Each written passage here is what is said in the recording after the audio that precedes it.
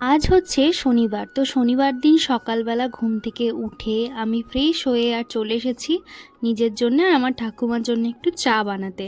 আর তার সঙ্গে আজকে আমাদের বাড়িতে কি কি রান্না হবে তোমাদের সঙ্গে শেয়ার করব।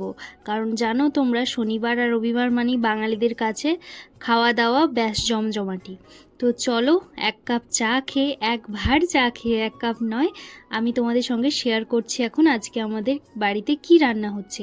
প্রায় অনেক দিন বাদে, অনেক দিন মানে 2 মাস হয়ে গেছে আমি কোনো মটন খাইনি। তো আজকে মটন নিয়ে এসেছে। তো সেই জন্য চলো, মটনের রেসিপি তো তোমাদের সঙ্গে শেয়ার করব, কিন্তু তার আগে মটনটাকে ভালো করে ধুয়ে প্রেসারে দিতে হবে। তো ভাবলাম একটা ক্লিপ নিয়ে তোমাদের সঙ্গে শেয়ার করি। আর আজকে হচ্ছে আলু দিয়ে একদম কম মশলা দিয়ে মাংস বানাবো আর কি, কারণ আমার বাড়িতে 2জন বয়স্ক মানুষ রয়েছে। তার মধ্যে আমার দাদুর আবার খাসির মাংস খাওয়া চলে না, পরিমাণে কম খাবে দাদু।